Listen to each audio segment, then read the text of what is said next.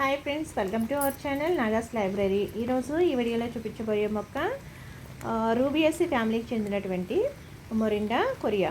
మొరిండా Korea అనేది దీని యొక్క సైంటిఫిక్ నేమ్ అండి. దీన్ని సాధారణంగా ఇండియన్ మల్బరీ అని కూడా అంటారు. అంటే ఇది కాఫీ మొక్క జాతికి చెందినటువంటి మొక్క అనమాట.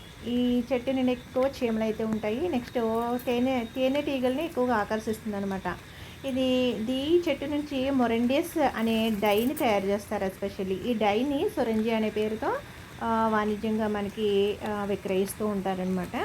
నెక్స్ట్ ఈ కాయలు అండ్ ఫ్లవర్స్ ఒకసారి అబ్జర్వ్ చేయండి.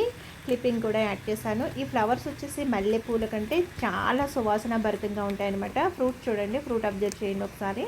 అండ్ మనకి రామఫలం కాదు, లక్ష్మణఫలం ఉంటుంది కదండి పెద్దగాని, ఇంచుమించు అలానే కనిపిస్తూ ఉంటుంది. కాకపోతే అంత సైజ్ అయితే పెరగవు ఇవి.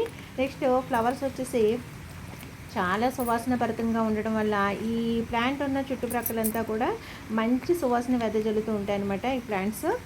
అండ్ ఇంకా దీని యొక్క యూజెస్ అంటే మెడిసినల్ యూజెస్ చూద్దాం ఒకసారి. ఈ యొక్క ఫ్రూట్స్లో మనకి ఎక్కువగా ప్రోటీన్స్, కార్బోహైడ్రేట్స్, విటమిన్స్, మినరల్స్ కంటెంట్లు కూడా చాలా ఎక్కువగా ఉంటాయన్నమాట. అంటే చాలా పుష్కలంగా ఉంటాయి.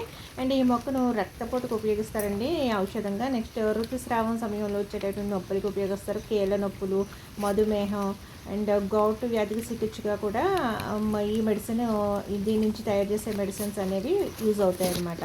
ఇవన్నీ దీని యొక్క ఉపయోగాలు.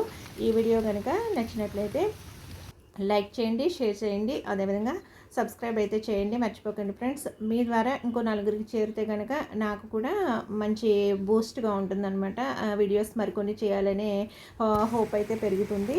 సో వీడియో స్కిప్ చేయకుండా అయితే చూడండి. ఇటువంటి మరిన్ని మొక్కల కోసం లైక్ చేయండి, షేర్ చేయండి, సబ్స్క్రైబ్ చేయండి మన ఛానల్ని.